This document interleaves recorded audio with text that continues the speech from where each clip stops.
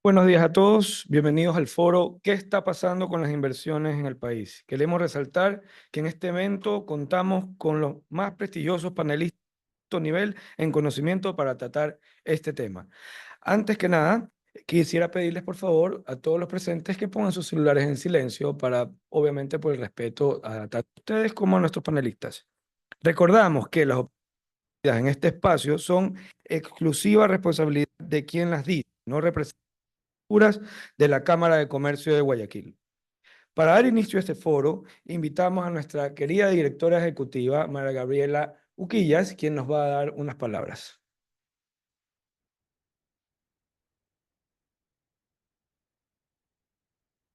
Bueno, pues muy buenos días a todos. Muchas gracias por acompañarnos el día de hoy. Sabemos que es un día complejo, un día en el que no sabemos si tendremos luz, no tendremos luz, a qué hora la tendremos. Entonces sabemos que estar aquí y querer involucrarse en este importante tema de trascendencia nacional, ¿no es verdad? Porque cuando creemos que el Ecuador tiene que salir adelante, nos preguntamos cómo. Y una forma para que el Ecuador siga adelante es atrayendo inversiones, tanto internas como externas, haciendo mejor la producción de este país. Pero ¿qué pasa realmente cuando hablamos de inversiones? ¿Qué pasa realmente cuando vemos qué tan fácil es cumplir ese gran objetivo que es atraer capitales donde nuestra competencia es el mundo?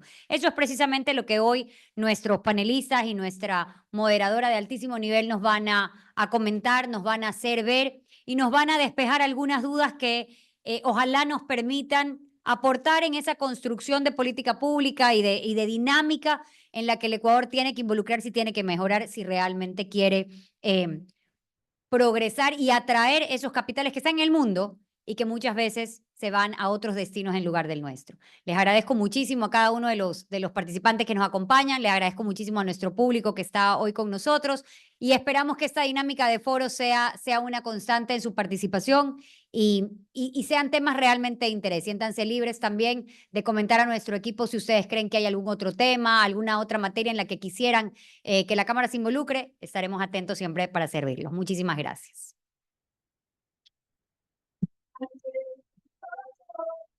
Bueno, y listo para comenzar este muy importante foro. Quisiera invitar primero que nada a nuestra moderadora, Ana María Gallardo, decana de Ciencias Económicas y Empresariales de la Universidad Ecotec. Por favor, bienvenida.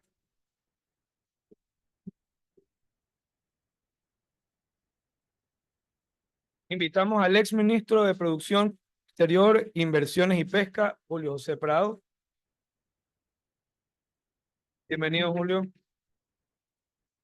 Invitamos también a María Fernanda Garcés, una consultora legal importantísima en nuestro país, que nos viene a dar también un aporte importante sobre este tema. Bienvenida, María Fernanda. También al ex viceministro, coordinador de la producción, el señor Rubén Morán. Bienvenido, Rubén. Bueno, Ana María, el micrófono es todo tuyo, así que podemos empezar. Bueno, muchísimas gracias a todos. Un gusto estar el día de hoy aquí en la Cámara de Comercio de Guayaquil, en este importante foro, donde discutiremos con panelistas expertos en el proceso de inversión, qué ha pasado con las inversiones en el país, cuáles son los mayores desafíos y las perspectivas que tenemos también y cómo podemos lograr ese objetivo que tanto queremos de traer capitales extranjeros que fomenten la productividad, la competitividad de las empresas y también que generen empleo. Entonces, quisiera iniciar primero, pues con unos datos, ¿no? Ustedes, como muchos de ustedes conocen, pues la relación de la tasa de inversión versus el PIB no supera el 1%, un promedio de 0.7% en los últimos casi 10 años, mientras que en países como El Salvador, que también es un país dolarizado, supera el 5% en relación a su PIB. En otros países como México, el 3%, o Colombia, y esto se da por la apertura comercial que tienen, por las políticas, por la institucionalidad. Dicho esto, el año pasado tuvimos alrededor de 378, casi 380 millones de dólares en inversión extranjera. Julio José, en toda tu experiencia como ministro, todas las acciones que se ejecutaron, ¿cuáles crees tú que son esos factores que impiden que logremos esos objetivos de tener mayor capital extranjero, inversión extranjera directa en nuestro país? Bien, gracias a la Cámara por la invitación, gracias a Ana María y qué gusto estar aquí con María Fernanda, Rubén, también en el panel. Y es un buen momento para hablarlo, ¿no? Porque a veces suena el tema de inversiones, suena muy etéreo, hasta que sientes las consecuencias directas de que no existan estas inversiones, como el día de hoy, como esta semana, ¿no es cierto? El tema de los apagones, etcétera, es una consecuencia directa de esa falta de inversiones y ese es uno de los grandes problemas, Ana María. Yo comenzaría por ahí.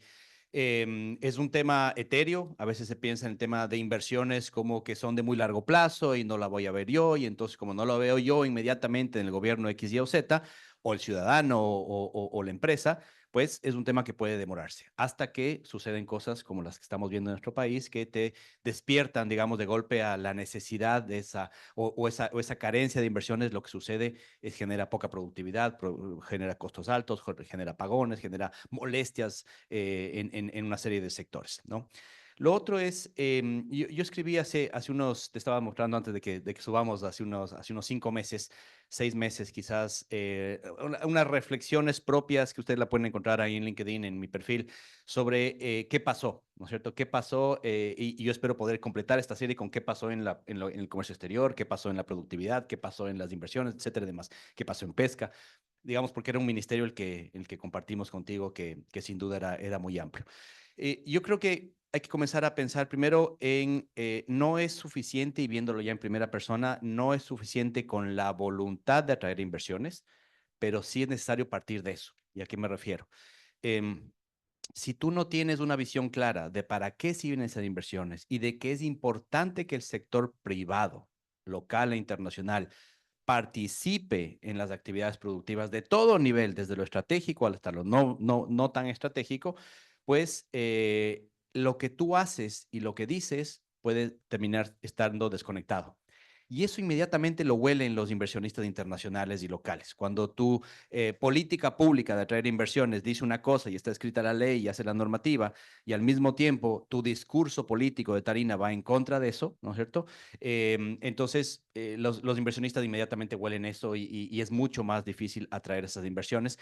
Porque lo segundo que hay que pensar es que no competimos solo contra el Ecuador, no o sea, esto es una competencia global por atraer inversiones, y hay países muy bien planificados, muy bien pensados del punto de vista de esto de atraer inversiones.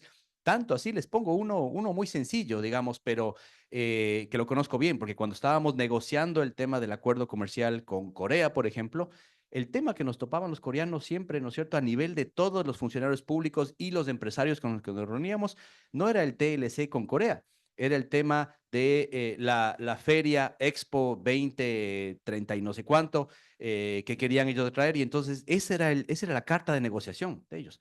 Entonces, fíjense, solo como para que comencemos a ver cómo estos temas están entrelazados y demás. Pero lo segundo, o lo tercero en este caso, sería no solo la narrativa, no solo la buena voluntad, después ya hay una serie de factores, te diría yo, todos los vivimos, son ya estructurales del país, ¿no? ¿Y qué es lo que sucedió? Y creo que está sucediendo también ahora, ¿cierto? Es muy difícil salir al exterior a vender el país con ciertos factores que son tan negativos. Sin duda, primero, el riesgo país. El riesgo país tan alto es una primera barrera para llegar, pero a veces se logra traspasar bastante rápido porque la rentabilidad de ciertos sectores, sobre todo estratégicos, es generalmente suficientemente buena como para interesarles a las empresas del exterior. Y el Ecuador es tan maravilloso en tan cantidad de sectores que tiene oportunidades de rentabilidad. Entonces, generalmente el riesgo país es una barrera, sin duda que es más caro invertir en el Ecuador, pero se puede traspasar, ¿no? Pero hay otros elementos que ya no son tan fáciles de pasarse, unas barreras generales que terminan siendo estructurales, y ahora en la coyuntura la estamos viviendo, ¿no? Sin duda, hoy por hoy, el tema de la inseguridad tan grande que hay, sí es es uno de esos factores negativos que nos restan competitividad a nivel internacional para que puedan venir esas inversiones. Ese es un factor hoy por hoy determinante. Y el otro y más grave, que ya no tiene que ver con la coyuntura, sino que nos pasa en el Ecuador todo el tiempo, sin importar qué gobierno esté ahí, es el tema de falta de planificación, o lo que nos gusta a mis colegas abogados, la seguridad jurídica, ¿no es cierto? Que además es un tema que parece súper etéreo, igual que el tema de atraer inversiones, hasta que te topas con el trámite que no pasa o el trámite que le ponen al último de la fila, ¿no es cierto? Y claro, cada vez que hay una posibilidad, ya vamos a hablar de contratos de inversión, cualquier tipo de incentivo a atraer inversiones, cualquiera de esos temas en el sector público puede acarrear casos de corrupción. Porque en el sector público, corrupción es simplemente ponerle al trámite en el puesto número 100 o poner en el puesto número 1. Porque hay empresas, ¿no es cierto?, que están dispuestas, que van a obtener un beneficio que puede ir hasta los, no sé, pues 10, 20, 50 millones de dólares. Entonces, ese trámite más rápido o más bajo puede tener un valor, ¿no?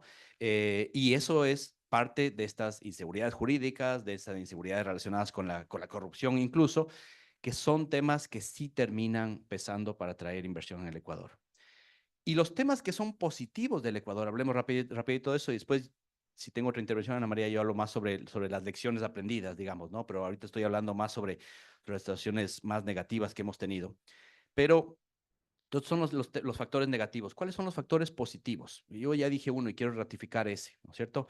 El Ecuador tiene muchísimos sectores donde se puede invertir. En otros países de América Latina tú tienes uno o dos, ¿no?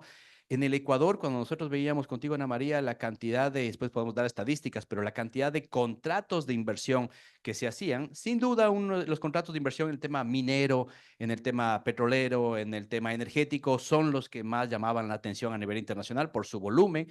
En un solo contrato minero tú puedes meterle 1.000 millones, 2.000 millones, entonces claro, suben al tope de las prioridades, pero de la mayor cantidad de contratos de inversión y las mayores inversiones, sobre todo privadas locales, pero también extranjeras, estaba el sector camaronero, estaba el sector pesquero, estaba todo el mundo nuevo de los arándanos, incluso temas relacionados con aguacates, inversión peruana, inversión chilena que venía acá. Entonces, con esto quiero simplemente ponerles un par de ejemplos, ¿no es cierto?, de que a veces pensamos que la inversión extranjera es solo de esos niveles y es solo minería y es solo energía, que tanto la necesitamos sin duda, pero la cantidad de diversificación estratégica, productiva que puede ofrecer el Ecuador frente a un país, por poner uno bastante más desarrollado, igual en América Latina, ¿no es cierto?, como Panamá o como Chile, ¿no es cierto? En Chile tú inviertes en el sector minero, digamos, y por ahí un par de cosas más en el sector quizás pesquero, etcétera, y demás.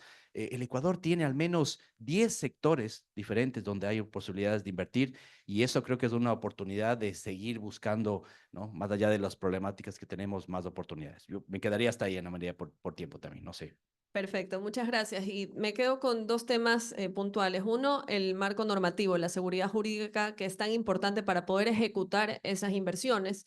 Y otro tema importante, ¿no? Estos contratos de inversión que se vio desde el gobierno anterior y de gobiernos anteriores, porque ya es una figura que existe hace muchos años atrás, eran diversos. Y es lo que tú justamente mencionas. Hay diversidad de sectores, inclusive si está creciendo un sector en materia de comercio exterior, digamos el sector acuícola, que ha crecido muchísimo y es el primer sector exportador del Ecuador, las inversiones vienen a esa cadena productiva, a esa diversificación que justo nos menciona Julio José. Entonces, en el marco de esto, Rubén, tú que has sido ex viceministro de la producción, conoces muy bien todos estos procesos normativos, ¿cómo ha sido toda esta evolución en el marco normativo, desde las denuncias de los TBIs, cambios y reformas en el COPSI, ahora también tenemos la ley de zonas francas, tuvimos la LODE, la ley de eficiencia energética, entre otras leyes? ¿Cómo crees que esto incide en las decisiones que toman los inversionistas y qué implicaciones tienen? Bien, bueno, muchas gracias, Ana María, por la pregunta. Antes que nada, pues agradecer a la Cámara de Comercio por este espacio.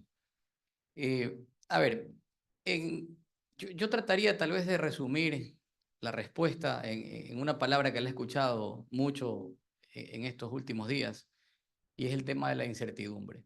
Lastimosamente el país vive momentos de incertidumbre por el tema eléctrico, pero esa incertidumbre que se vive en el tema eléctrico se riega a todos los aspectos de la sociedad. Y cuando hablamos de las inversiones y queremos entrar en detalle en el tema de inversiones extranjeras, esa incertidumbre lastimosamente a través de los años se ha fortalecido en lugar de disminuir.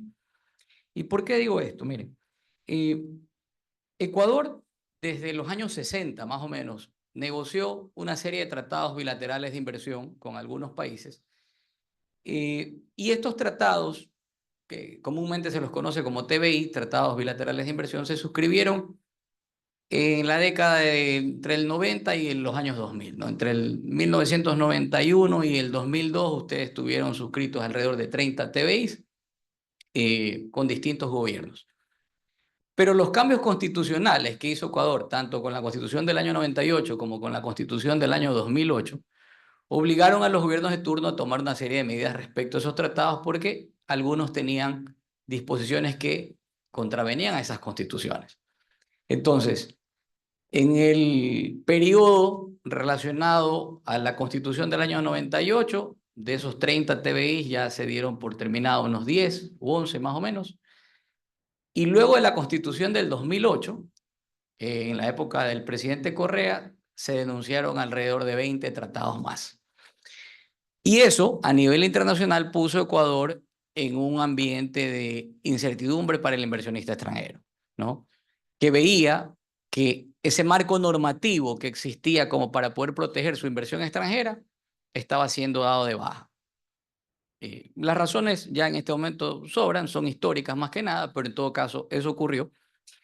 Y lo que hizo el gobierno de turno en aquella época fue desarrollar una normativa, el Código Orgánico de la Producción, Comercio e Inversiones, con el que desarrolló esta temática de los contratos de inversión para buscar un mecanismo jurídico alternativo de seguridad para la inversión extranjera. Ya comentaremos un poco los efectos, pero históricamente eso es lo que ocurrió. El COPSI entró en vigencia, me parece, a finales del año 2010, plenamente en vigencia desde el año 2011, pero lastimosamente, como esta figura de los contratos de inversión se la relacionó mucho con el incentivo fiscal, es decir, el incentivo tributario. El gobierno decidió en aquella época decir, a ver, al inversionista no vamos a tener tratados bilaterales de inversión, pero vamos a tener contratos de inversión, y como parte de los contratos de inversión vamos a tener incentivos fiscales, es decir, usted va a ahorrarse impuesto a la renta, va a ahorrarse aranceles de aduana, va a ahorrarse el impuesto a la salida de divisas, etc. Y eso pues generó alguna atracción.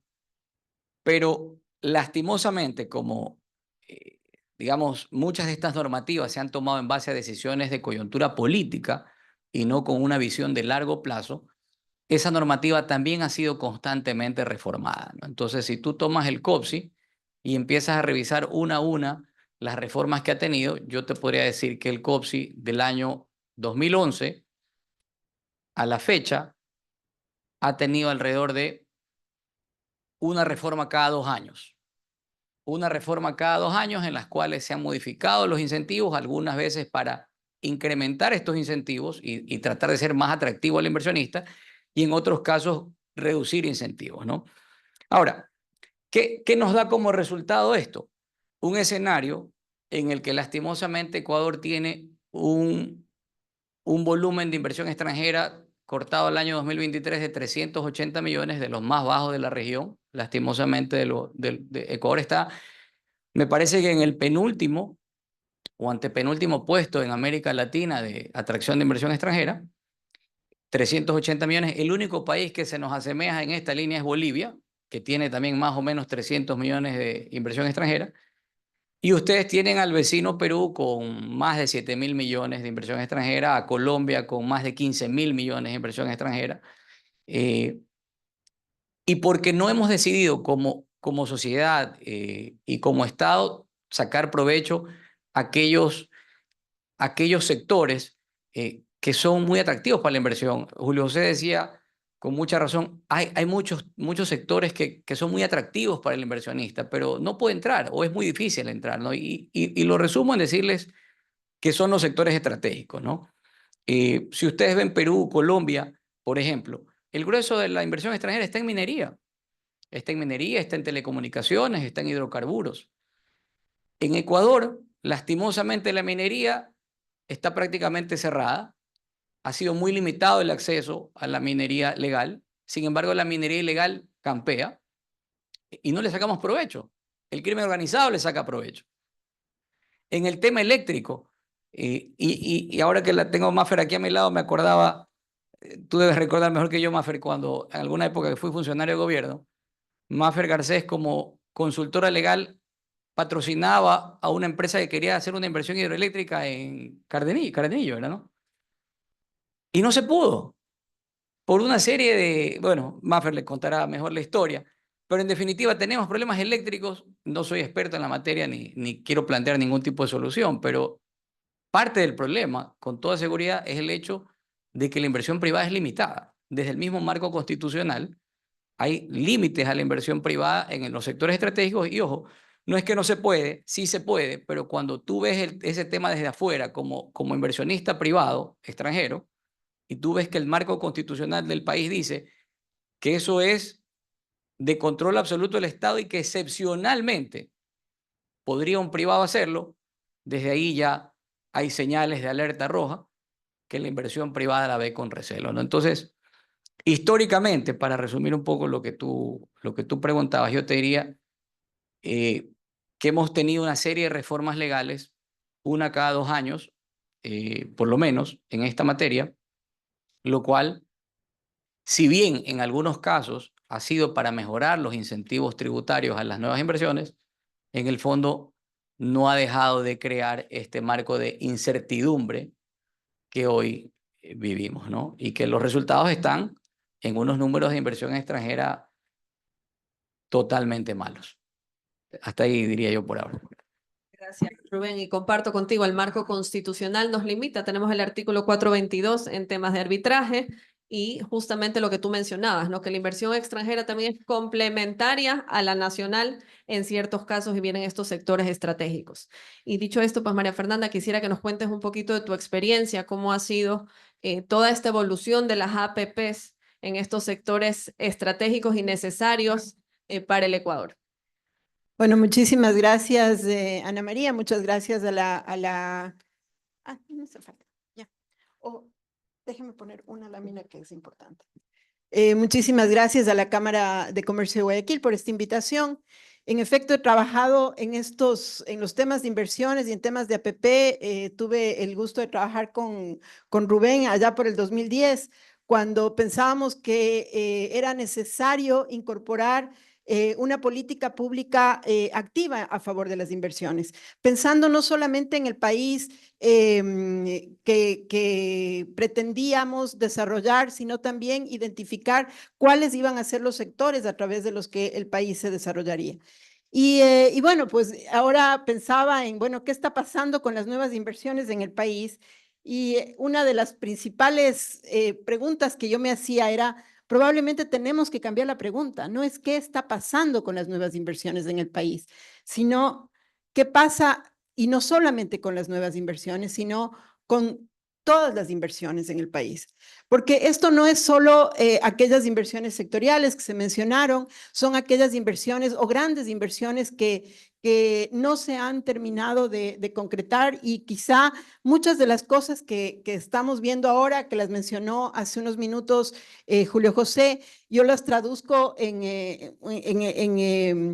el título de un libro de un autor que es Nate Silver, que es el que trabajó muchísimo en la campaña de Obama y que hablaba del ruido y la señal. Entonces yo digo, bueno, nosotros en los temas de inversiones tenemos demasiados ruidos y muy pocas señales. Y aquí solamente este es el cuadrito que quería que vean, porque resume de alguna forma varios de los hechos, que yo los llamo ruidos y señales, a favor y en contra de la inversión. Empezamos por temas relacionados, por ejemplo, precisamente con lo que se hablaba, de la denuncia de los tratados bilaterales de inversión. En un momento determinado tuvimos, por ejemplo, decisiones de inconstitucionalidad de los TBIs, tuvimos una asamblea que aprobaba 12 TBIs y frente a eso tuvimos un informe que se llamaba el informe Caetiza, que era un informe atroz respecto de todo lo que implicaba la inversión privada. Entonces, podemos ir desarrollando uno a uno qué es lo que ha pasado con la inversión y cuáles han sido lo que yo llamo estos ruidos que le han hecho tanto daño a la inversión en el país. Y aquí este es un recorrido interesante que he ido haciendo desde el marco regulatorio, desde el marco legal, a partir del 2006 y hasta la fecha. Y vemos lamentablemente también cuál ha sido el impacto en las líneas de inversión.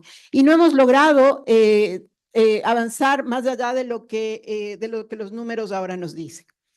De hecho, en el 2010, cuando se habló del Código de la Producción, por ejemplo, que fue uno de los mecanismos que pretendía en su momento incentivar la inversión privada en el Ecuador, más tarde en el 2015, con la ley en ese entonces de incentivos a las asociaciones público-privadas, que fue una norma que de alguna manera, a mi criterio, nació ya con un problema. Es decir, nació asumiendo que el único problema por el cual las asociaciones público-privadas no se daban en el Ecuador era el hecho de que no tenían incentivos. Y se desconoció uno de los principales limitantes, que lo habló hace unos minutos Rubén, en el sentido de que es la Constitución de la República la que determina que todo lo que tiene que ver con inversión en sectores estratégicos y en servicios públicos está reservada para el Estado y solamente se puede delegar a favor del sector privado de manera excepcional. Y es a partir de esa excepción cómo se trabajó en una ley de incentivos a las APPs que pretendía de alguna forma incorporar un mecanismo adicional. ¿Y por qué hablo de un mecanismo adicional? Porque cuando en el 2015 también podemos revisar los números y vemos que la inversión pública empezó a descender, pero las necesidades de servicios públicos y de inversión se mantenían, era imprescindible contar con el apoyo del sector privado. Entonces, es ahí de donde nace la necesidad de identificar esta figura, que es un mecanismo adicional que los estados cuentan. Y cuando hablo de los estados, estoy hablando de estados independientemente de su modo, de si son capitalistas o socialistas. Hay ejemplos en los que se puede identificar que el mecanismo de asociación público-privado ha sido utilizado en varios de los países que teóricamente son socialistas en el mundo. Entonces, no es un mecanismo asociado a una ideología, es un mecanismo que permite incorporar al sector privado en el desarrollo de infraestructura, en el desarrollo de servicios públicos, en el desarrollo de sectores estratégicos. Y bueno, un poco para solamente ir identificando que estos ruidos y señales se dan y se han venido dando, vemos también cómo a partir de la ley de incentivos a las APPs, que como les decía fue en diciembre del 2015, hay varias otras formas de pensar en relación a qué ocurriría ahora entonces con la infraestructura. Y los desafíos de los gobiernos frente a la infraestructura son muy grandes. Por un lado, es necesario pensar o decidir qué y cuándo construir de manera costo efectiva, pero además asegurar el mantenimiento y los servicios de calidad. Y esto no ocurre normalmente. Cuando hablamos de infraestructura, más bien pensamos en el Ecuador, sobre todo, pensamos en esos elefantes blancos que no han tenido o no han sido utilizados como debían, que no han solventado necesidades reales de la población y que por otro lado tampoco han tenido la capacidad de desarrollar modelos de mantenimiento. Entonces, cuando vemos esto, yo normalmente verifico qué es lo que está pasando y cuál es la brecha de infraestructura que tenemos en el Ecuador. Y solamente para avanzar muy rápido en esto, quiero que ustedes vean estos números. Estos son los requerimientos de inversión para cierre de brechas de infraestructura en la región. Y esto son las necesidades totales de inversión en infraestructura hasta el 2030 en el país. Y este número no es posible que se cubra únicamente con inversión privada, inversión pública. No hay manera. O sea, sencillamente o queremos mantener o acrecentar o profundizar una brecha de infraestructura de esta naturaleza o de manera decidida incorporamos al sector privado en la inversión en el Ecuador. Y cuando hablo de esto, efectivamente yo creo que es importantísimo identificar, por ejemplo, que en la ley de APPs también ha habido esta suerte de ruidos y señales o estos cambios permanentes a nivel del legislativo que lo que hacen es atacar lo que ya hemos hablado tanto, que es la seguridad jurídica. Pero yo le agrego una palabra adicional, que es la certeza. Yo creo que más allá de la seguridad jurídica, lo único que se busca a nivel de inversión es certeza, saber cómo vienen, qué viene, qué es lo que se tiene que planificar, porque cada una de esas cosas se traduce en un ejercicio financiero, se traduce en confianza del sector financiero para poder prestar al sector privado, se traduce también en la capacidad del sector privado de incorporarse o de embarcarse en una aventura frente al Estado, porque cuando hablamos de APPs estamos hablando fundamentalmente de sectores que tienen que ver con el Estado. Entonces, por un lado, el Estado tiene que saber que debe incorporar en sus presupuestos a largo plazo los valores que tendrá que retribuir al sector privado. Y el sector privado sabe que también está invirtiendo en un sector o en sectores de largo plazo. Entonces, creo que es fundamental. Quisiera que esto se nos quede. Más adelante podemos ir desarrollando algunas cosas adicionales, pero son estos los números que nos hacen pensar que definitivamente en el Ecuador tenemos que apostarle por la intervención del sector privado sí o sí. Se ha trabajado de alguna forma, se creó ya una infraestructura, una institucionalidad pública que es la Secretaría de APPs. Sin embargo, y más adelante vamos a comentar un poco qué es lo que está pasando a nivel de la Secretaría y cuáles han sido los proyectos que dentro de infraestructura están previstos y algunos números adicionales que creo que van a ir explicando algunas cosas. Gracias, María Fernanda. Y me quedaba pensando en el cuadro inicial, donde pones estos picos de inversión en comparación pues, a las cifras que vemos ahora, y recordaba que en el año 2008 que hubo ese pico fue por las concesiones de las telecomunicaciones, ¿no? De Claro y Movistar puntualmente, ¿no? Y María Fernanda, quería quedarme un poco contigo para que nos cuentes cómo crees tú, en función de lo que nos has explicado y las cifras, que el Estado debería mejorar quizás su capacidad administrativa al momento de priorizar estos proyectos. ¿Por qué no logramos despegar en esos proyectos que tanto necesitamos en infraestructura? Vemos el tema del quinto puente. ¿Qué crees tú que está faltando de gestionar o cómo deberíamos trabajar en el Ecuador para poder lograr esos objetivos y que no sean tan de largo plazo? Necesitamos la infraestructura ya. No podemos seguir esperando. ¿Qué crees tú que es lo que se necesita a nivel del Estado también? Y como bien lo mencionabas, es necesario la inversión privada. Bueno, el Estado tiene, aquí quiero pasar a esta lámina, porque ustedes pueden ver cuál es la capacidad de los países para movilizar inversión privada a través de APP.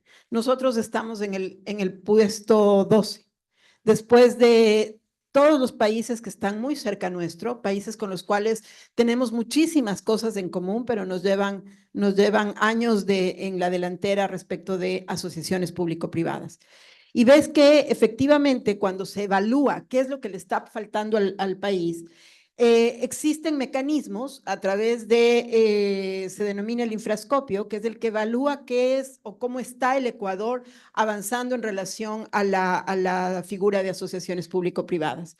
Y vemos que en relación al promedio en la región, lo que precisamente nos está faltando tiene que ver con la evaluación del desempeño, el impacto, pero además lo relacionado precisamente con reglamentos de instituciones, ya lo hemos cubierto. Yo creo que este es un informe, el último que se hizo en el 2022, y del 2022 a la fecha han sucedido cosas interesantes a favor de las APPs. La primera, la creación de una institucionalidad, que es la Secretaría de Inversiones Público-Privadas, que está adscrita a la Presidencia de la República, y es una instancia que tiene la facultad específicamente de priorizar los proyectos de APP y además ponerlos en una digámoslo así, una vitrina pública para generar confianza respecto de esos proyectos, que es el registro de APPs. Este registro de APPs no es otra cosa que decirle al mundo, miren, estos son los proyectos que me interesan y estos son los proyectos que al país le interesan de aquí a largo plazo. Y esa puesta en vitrina es fundamental porque al ser decisiones de largo plazo, al ser decisiones de inversión de largo plazo, el inversionista necesita saber que el momento que está o que va a pensar en un proyecto como potencial, efectivamente no va a cambiar y no va a venir un nuevo gobierno y va a pensar que ya no es prioritario ese proyecto, sino es otro. Creo que en eso se ha trabajado y es interesante lo que se ha hecho. Por otro lado, hay algo que yo sí creo que tenemos todavía que trabajar muchísimo y es en la parte de la financiación y el financiamiento. La banca no maneja temas relacionados con project finance. Y eso, si no manejamos project finance en el país, definitivamente no podemos financiar este tipo de proyectos. Estos proyectos requieren un financiamiento que se ocupe de identificar el flujo de inversión para poder llevarlos adelante. Entonces, creo que eso es importante destacar. Y por otro lado, una de las cosas por las tú me decías, bueno, ¿por qué? ¿Qué es lo que está pasando? Yo creo que hemos sido, desde el 2015 que se hizo la ley hasta la fecha, hemos tenido aproximadamente alrededor de 6 reglamentos, 2 leyes que reformaron las anteriores. Entonces, esta lógica de querer de que lo perfecto es enemigo de lo bueno. En el marco regulatorio y en la legislación, todo es perfectible naturalmente, pero no puede ser perfectible dependiendo de quién está delante, sino debe ser perfectible dependiendo de los objetivos país que tenemos. Entonces, en temas de APP fundamentalmente, si no tenemos una visión de largo plazo, es muy difícil que esto surja. Entonces, creo que es el momento de empezar a apostar también a la posibilidad. Estos no son proyectos de corto plazo, son proyectos de largo plazo. Su estructura toma tiempo y eso quizá es algo que no logramos entender, pero así empezó Colombia, así empezó Perú. Chile tiene más de 30 años con proyectos APP y nos llevan, lo vamos a ver más adelante también, muchísimo más en términos de capacidad de generación de proyectos APP, porque las APPs en el mundo son el mecanismo a través del cual las inversiones entran a los países a quedarse en el largo plazo. Y eso es algo que hay que tenerlo claro también. Muchas gracias, María Fernanda. Definitivamente son inversiones de 30 años, ¿no? Y cuando vienen los inversionistas, yo recordaba alguna visita de unos europeos que estaban interesados en un sector estratégico y decían, pues nosotros estamos conscientes que el proceso es largo, pero mi inversión sería de 30 años. Entonces, el inversionista extranjero está consciente de este tipo de normativas, de estos procesos largos, pero necesitan la seguridad y que no hayan cambios constantes, ¿no? Entonces, creo que eso es un desafío que tenemos como país. Y en el marco de esto, regresar con Julio José, voy a ir un poquito hacia los contratos de inversión, por lo que tú justamente comentabas de que es pues, una herramienta jurídica, la única que hoy tenemos para garantizar esa estabilidad. Y algo interesante en los contratos de inversión es que no solo es para la inversión extranjera, sino también para la inversión nacional. Y eso era parte del trabajo del Ministerio de Producción, fomentar esas inversiones nacionales y reinversiones también a través pues, de la figura de la adenda que estaban dentro de los contratos. ¿Qué nos puedes contar tú en tu experiencia de todos estos procesos de los contratos, los trámites? ¿Cómo se le dio agilidad y facilidad también a los inversionistas, tanto nacionales y extranjeros, para que logren ejecutar? Y sabemos que hay un cronograma de plazo, que no se ejecutan de la noche a la mañana. Sí, sí, Ana María. Y retomando la conversación previa, digamos, que creo que aporta muchísimo con varios elementos. Reiterando esto que decimos, las inversiones y las alianzas público-privadas y los contratos de inversión son de muy largo plazo, ¿no? O sea, realmente es ahí donde se ve la diferencia entre los tiempos de los inversionistas que vienen a quedarse en el país 10, 20, 30, 50 años y los tiempos políticos, ¿no? El político por naturaleza vive en el corto plazo. Lo que tiene que hacer es ganar la siguiente elección, tiene que dar resultados, tiene que mostrar alguna cosa, y eso a veces incluso va en contra con la calidad de los trámites, de las leyes, de los procesos que haces en temas de inversión. Yo recuerdo a Roberto Salas, secretario de APPs, ¿no es cierto? Que decía, incluso en los gabinetes, nos decía, porque había una presión política por avanzar más rápido, ¿de dónde está el proyecto y qué pasó con esto? Y demás, decía, señores, esto hay que estructurar bien. Si no estructuramos bien, se cae en un año. Y si se cae este primer proyecto APP que está saliendo de aquí, se cae en todo el resto. Entonces, eso no se entiende, ¿no? Y toma tiempo y es complicado, y el rato que ya está estructurando, ya se acaba el gobierno, ya sea por muerte cruzada o no, y tienes que ir a otra cosa, ¿no? Entonces es ahí donde se ve esta falta de continuidad, de institucionalidad y demás, que es la complicación. Y lo otro, digamos, yo en reflexiones públicas también he hecho y privadas, yo he dicho que la figura de contratos de inversión es lo que hay, no es lo mejor que tenemos, pero es lo que hay y con eso tenemos que avanzar. Y claro, ¿por qué uno piensa de un punto de vista más conceptual en un contrato de inversión en un país que respeta la normativa y tiene visión de largo plazo y tiene buenos incentivos y demás? Un contrato de inversión no debería existir, no, existe porque nació en un momento en el cual se habían denunciado los TBIs, había pocos TLCs, había poca institucionalidad y seguimos teniendo esos mismos problemas ahora. Entonces, sin contratos APPs, sin contratos de inversión, es muy difícil atraer esas inversiones. Por eso es que, ya lo comentaremos después, que lo que se está haciendo, restringiendo aún más los contratos de inversión, es un tiro al pie, porque hay muy pocas otras herramientas para poder traer esas inversiones. Entonces, yo volvería al tema, Ana María, para responder tu pregunta y un par de comentarios rápidos. ¿Qué es lo que quiere un inversionista? Creo que Rubén y María Fernanda lo han mencionado, ¿no es cierto? También hay que entender qué es lo que quiere un inversionista. Entonces, las inversiones tradicionales, y uno puede ver incluso desde puntos de vista teóricos, digamos, ¿no? Lo que quieren es mayor rentabilidad y menos costos, digamos, cuando van a un país. Y por eso se crearon las zonas francas, por eso se crean también ciertos temas relacionados con contratos de inversión que se ven como un tema, ¿no es cierto?, de incentivos fiscales sobre todo. Y eso está bien. Las empresas van a seguir queriendo eso ahora y en el futuro.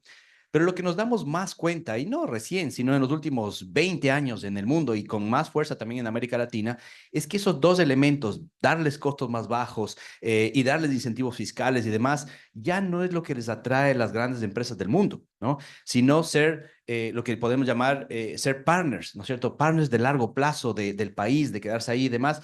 Y este es el ejemplo que casi todos lo conocemos, yo lo conozco muy bien porque los doy en las clases de maestría del caso de Costa Rica, ¿no? ¿Qué hizo Costa Rica para atraer tal cantidad de inversiones a partir del año 94? Un país chiquito que lo único que tenía era lindas playas y no tenía mucho más.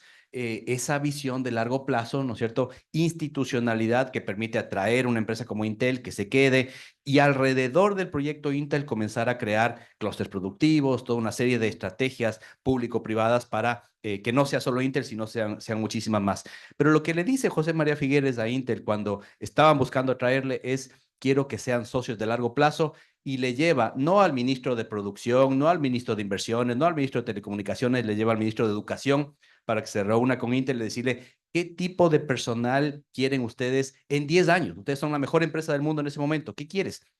Transforman el tema educativo para que ellos comiencen. Entonces, comienzas a generar temas que van mucho más allá del tema productivo por esa visión de largo plazo. Pero claro, en el Ecuador estamos apagando tal cantidad de fuegos que lo que requerimos es que mientras los políticos y los empresarios apagamos fuego, las instituciones puedan hacer su trabajo. Y ahí vienen, digamos, atando con lo que dice María Fernanda, yo estoy totalmente de acuerdo y creo que fue una buena decisión el separar los temas de inversión privada de los temas de inversión pública, ¿no? Al principio no sabíamos si iba a funcionar, etcétera y demás, pero funcionó muy bien, entonces, ok, que ProEcuador se encargue de los temas de incentivar no solo los temas de exportación, sino los temas de inversión privada y la promoción sobre todo, y que se cargue de los contratos de inversión y que la Secretaría de Alianzas Público-Privadas, cuyo primer director fue Roberto Salas, se encargue de estructurar todo el tema de APPs.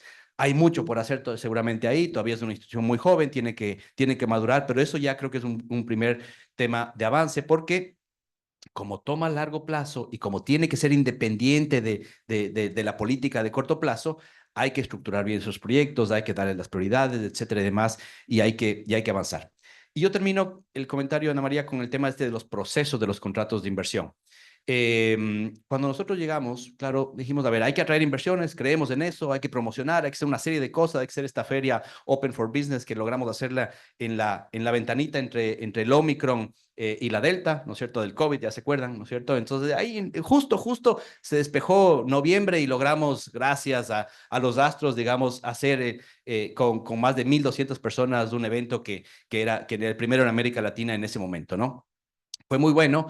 Y ahí va lo primero. Entonces, lo primero es, tienes que reposicionar al país. Tienes que mostrar que tienes una voluntad. Y una voluntad que va más allá del gobierno de turno, lo cual es muy complicado, pero bueno, al menos ya les pones en el marco a las inversiones y después ya vienen y se reúnen contigo, se reúnen con el presidente, con los ministros, y ahí comienza el vía crucis, ¿no es cierto? Porque una cosa es convencerles de que vengan al país, el segundo es decirles toda la normativa, y ahí entran los abogados, el tema y demás, y después el otro es, ok, firmemos el contrato de inversión. Y el contrato de inversión puede tomar fácilmente más de un año. Si se lo hace eficientemente, puede tomarte 4 meses o incluso podemos ya ser muy eficiente en 2 o 3 meses.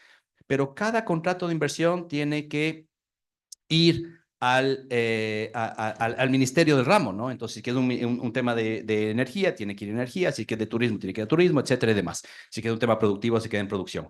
Y es ahí donde ya comienza la coordinación. Y Ana María no me deja mentir, aquí le veo a Alfonso también, del equipo de ese momento, no sé si alguien más está, nuestras peores peleas no estuvieron con los inversionistas, no fueron con los asambleístas, fue a nivel interno.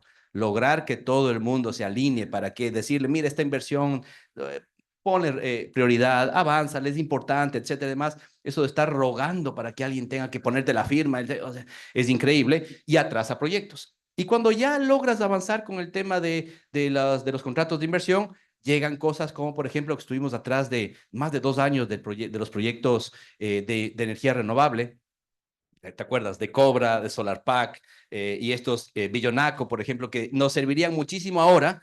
Se logra el contrato de inversión, avanzas con todo el tema, listos para invertir estos señores y te ponen un amparo constitucional porque el sindicato de una empresa eléctrica, no me acuerdo cuál era, no le parecía bien que entre esta empresa privada porque evidentemente te entra, no sé, pues a competir o lo que sea. Y entonces te frena un juez en no sé dónde, te frena la inversión que ahorita la estuviéramos necesitando. Entonces son esas las complicaciones, ¿no es cierto? Pero para terminar en una buena nota, yo sí creo que hoy por hoy lo que tenemos, bueno, ya tenemos el tema de zonas francas, ya está, avancemos con eso, ya tenemos la Secretaría de Alianzas Público-Privadas, ya tenemos los contratos de inversión, al menos no dañemos lo poco que ya tenemos, trabajemos con lo que ya hay y metámosle motor a esas alianzas público-privadas y a esos contratos de inversión que se están quedando, digamos, rezagados y que significan inversión nueva para el Ecuador, ¿no? Inmediata.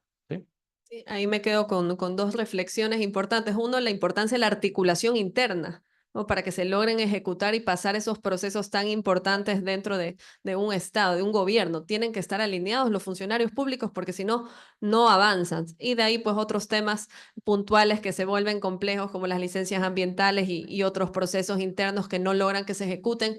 Esa planificación que tiene un contrato de inversión, y ahí vienen estas adendas y estas solicitudes adicionales que piden los inversionistas. Rubén, paso contigo sobre el tema de la metodología de los contratos de inversión. Sabemos que hoy por hoy, hace un par de semanas, el Ministerio de Finanzas ha puesto un techo de gasto tributario de alrededor de 104.9 millones de dólares. Hay una metodología nueva que se está implementando dentro de los contratos de inversión para aplicación con varias particularidades. No sé si nos puedes contar un poquito de las implicaciones que tiene, qué certeza les da a los inversionistas, qué beneficios o qué desventajas podrían haber dentro de este nuevo proceso y este cambio interno. Bien, gracias Ana María. A ver, personalmente creo que esta decisión que ha tomado el gobierno actual es negativa, es inadecuada y de hecho roza de una manera muy, digamos, muy cerca del marco de la ilegalidad desde mi punto de vista y lo explico a continuación. Desde el Código de la Producción en adelante, todas las leyes que crearon incentivos fiscales para los contratos de inversión establecieron en algunos casos ciertas condiciones, ciertos requisitos que estaban claros desde la misma creación de la ley, de que los inversionistas debían cumplir. Un ejemplo muy práctico, cuando se dictó la ley de solidaridad por el terremoto, había una serie de beneficios fiscales para las nuevas inversiones en Manabí y Esmeraldas. Y había un par de condiciones muy puntuales que la gente que quería obtener estos beneficios tenía que cumplir para poder acceder a los beneficios.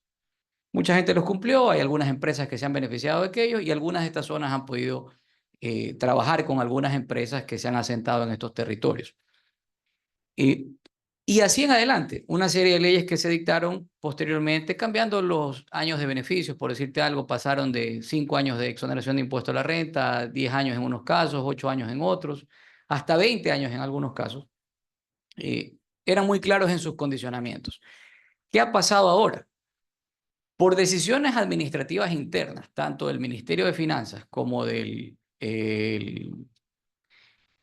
Comité de Inversiones, CEPAI, se han dictado por el lado del Ministerio de Finanzas un acuerdo ministerial, el acuerdo ministerial número 028, por el cual el Ministerio de Finanzas ha creado lo que ellos denominan un techo fiscal, un techo de gasto fiscal, para decirle a la inversión privada que solo pueden haber beneficios fiscales hasta que se llegue a un techo de 104 millones de dólares.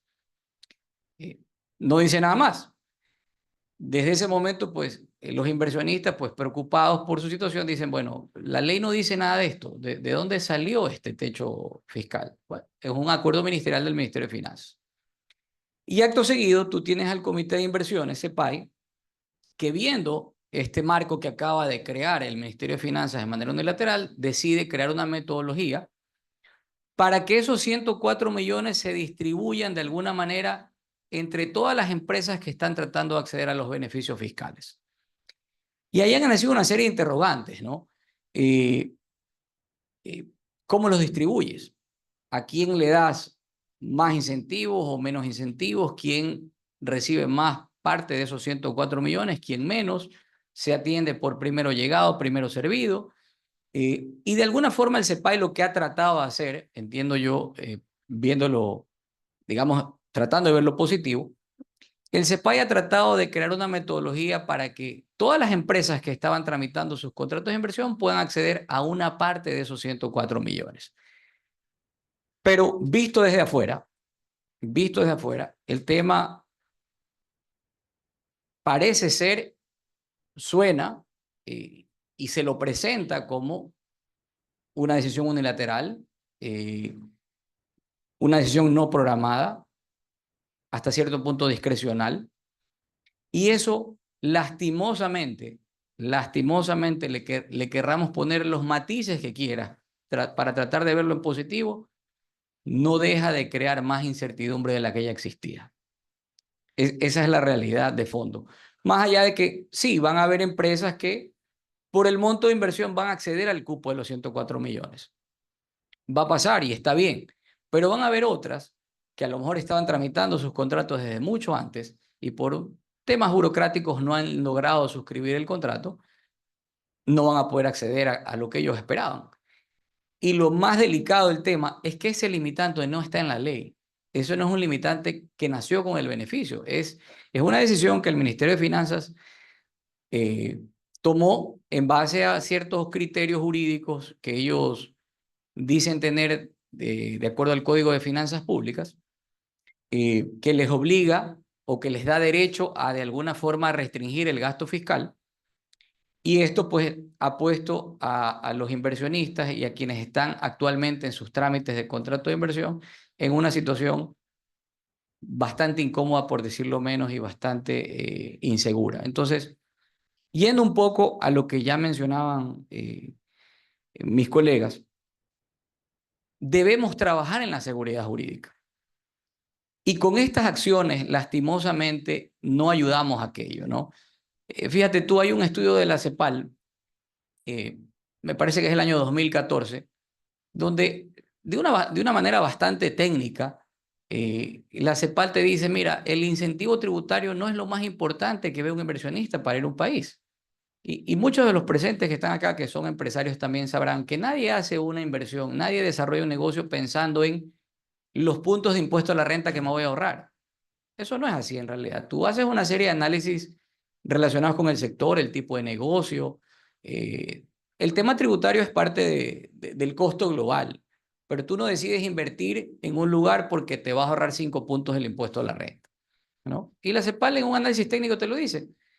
Este es un tema positivo, sí, pero no es lo prioritario. Es más importante la seguridad jurídica, la certidumbre, la gobernabilidad del país en el que estás invirtiendo, la gobernanza, que es a lo que se referían Maffer y Julio José. Esa pelea interna que a veces existe dentro de los mismos órganos de gobierno, que es muy compleja, termina generando una serie de incertidumbres hacia el inversionista que prefiere de pronto retirarse, porque está sentado con 2 funcionarios de gobierno de alto nivel y uno te dice que tu inversión es deseada y el otro te dice, mira, tal vez no la queremos o tal vez no lo vas a poder hacer, ¿no? Yo siempre, ahora que vemos el tema eléctrico, recuerdo el caso que les comentaba hace un momento, ¿no? Una inversión nueva en temas eléctricos, le dijeron que no. Antes del COVID, yo conocí de primera mano una empresa española que estaba muy interesada en invertir en hospitales en Ecuador. Y sentados con el Ministerio de Salud, el Ministerio de Salud le dijo que el tema de salud era prioridad estatal y que déjenos más gracias. 2 años después, en el COVID no habían hospitales. Entonces, cosas como esas son en las que tenemos que trabajar, ¿no? La metodología, en realidad, creo que no vale mucho la pena explicarla, más allá de que, bueno, si lees la regulación, lo que te dice es, si tú puedes contratar más gente, podrías tener, digamos, unos índices mayores para acceder a los beneficios.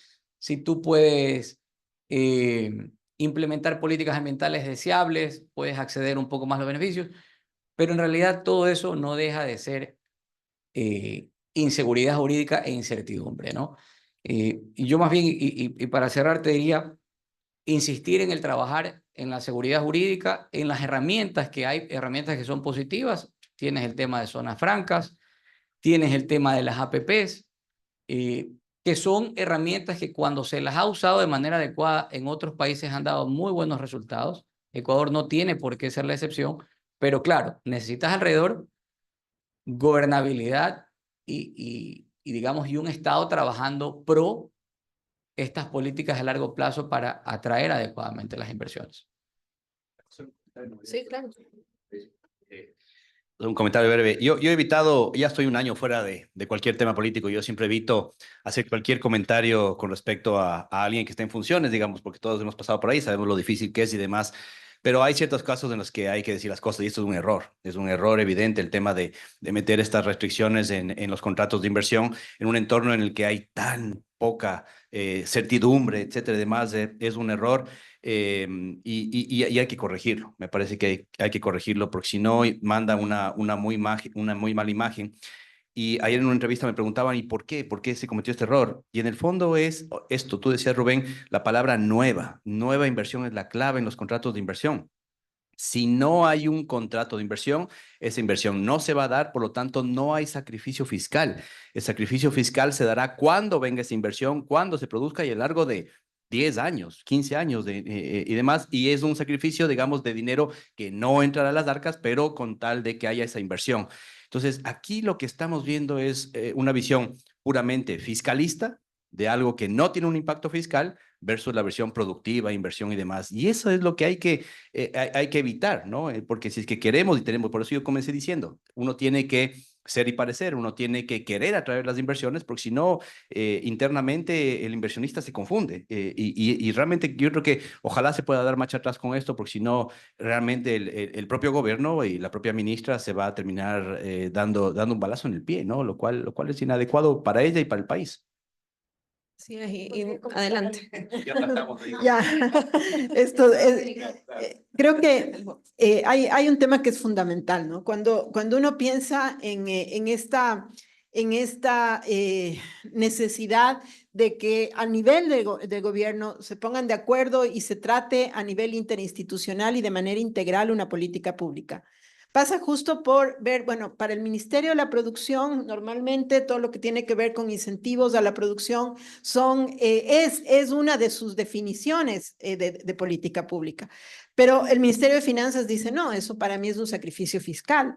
Y desde el 2010, cuando trabajábamos en el Código de la Producción, y lo hablábamos antes de entrar aquí, esta era una discusión permanente. Es decir, ¿qué vale? El sacrificio fiscal que se hace en función de un incentivo tributario o el atraer la inversión. Y yo decía en algún momento, y recuerdo en esa época, sacamos información, recordarás, Rubén, de cuánto representaba no solamente la creación de la generación de una nueva inversión, sino además cuánto le representaría al Estado en términos de empleo, en términos de nuevos impuestos, en términos de hacer de la dinámica económica que tiene que ver con el IVA, con nueva renta. Es decir, el momento en el que se canaliza una nueva inversión en el país, estamos promoviendo empleo, estamos promoviendo nueva renta, estamos promoviendo nuevos impuestos. Eso también es un beneficio. Entonces, no se puede ver el resultado neto si no ves un poco el doble lado de la moneda, ¿no? Y creo que, por otro lado, solamente para terminar con esto, yo creo que uno de los elementos que permite tener esa mirada integral es entender qué es la política pública. Y la política pública no es otra cosa que, de alguna forma, y para hacerlo así muy coloquial, es trazar una línea de acción que te permite saber hasta dónde y desde dónde vas a llegar. En términos de inversiones, tienes dos elementos fundamentales. Uno, la inversión privada pura, toda esta inversión que efectivamente estamos comentando, y que es una inversión que lo único que necesita es certeza, trámites ágiles, capacidad de que se le entienda para dónde quiere ir. Y otra es la inversión público-privada que está enfocada en sectores estratégicos y en servicios públicos, en las cuales sí es importante que el Estado intervenga, porque obviamente se están involucrando servicios públicos y sectores estratégicos cuyo mal manejo o cuyos errores van a ir directamente en contra del ciudadano. Pero creo que esto es fundamental verlo con esas dos miradas, ¿no? Y bueno, pues pensar que realmente si tenemos inversión, independientemente de que tengas incentivos o no, la idea es que ahí es donde se genera el empleo. Sí, de acuerdo contigo, y son políticas públicas de largo plazo, que se vuelvan políticas de Estado. Lo que no queremos es que se vuelvan políticas del gobierno de turno, sino que generen esta certeza. Y en el marco de eso, antes de iniciar con las preguntas de nuestra audiencia, quería que Julio José nos comentes sobre esta política de Estado, de los acuerdos comerciales, y unirla un poco a la política de clústeres, que fomenta la productividad y la competitividad de las industrias para la atracción de inversiones.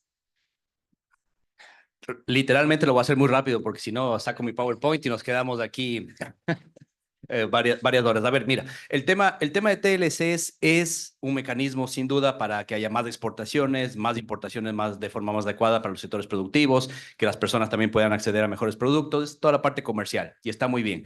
Pero los TLCs de forma moderna, digamos, y cuando se negocia bien los TLCs, tienen un objetivo de atraer inversiones, sin duda, ¿no es cierto? ¿Y por qué? Porque cuando un inversionista, cualquiera que sea, ¿no es cierto?, mira el proyecto Perú, el proyecto Chile, el proyecto, por decir alguna cosa, Costa Rica, cualquier país que tenga una economía abierta, incluida también Colombia, dice, a ver, yo quiero ir a producir en ese país.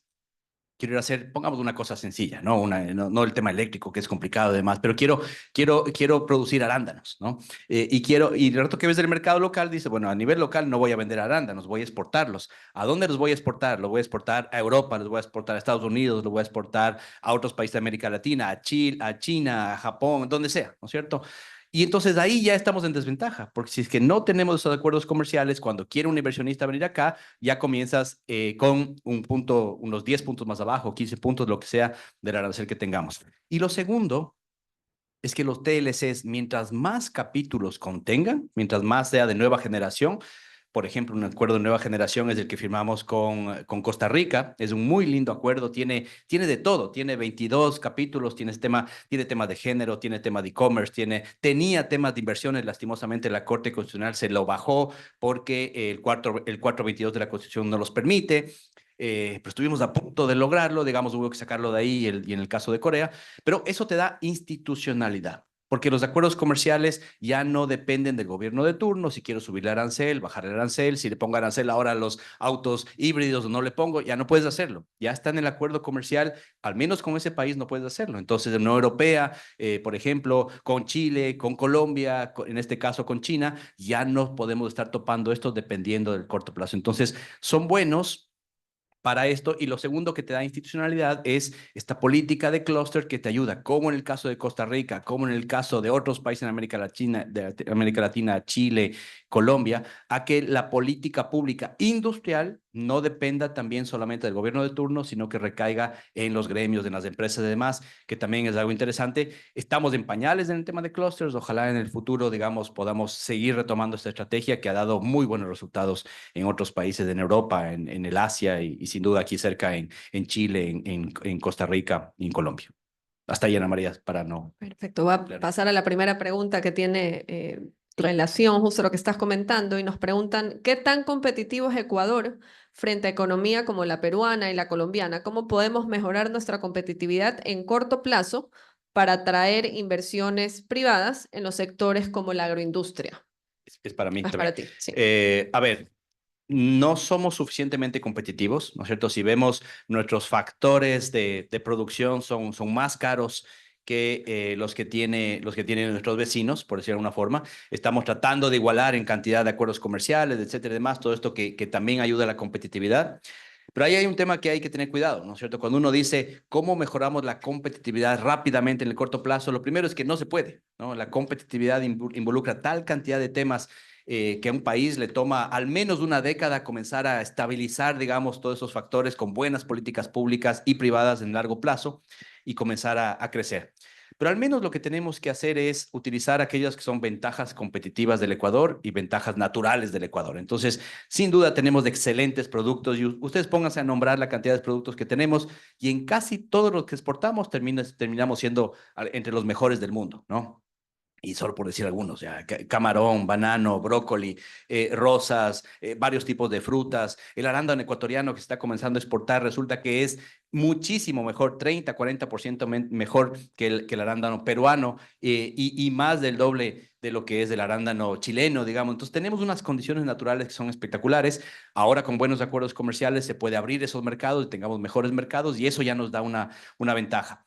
Pero en el corto plazo, ya que estamos en una cámara tan grande, digamos, como la Cámara de Comercio de Guayaquil, y esto lo he conversado con Gaby y con los directores y presidentes antes, el rol del sector privado.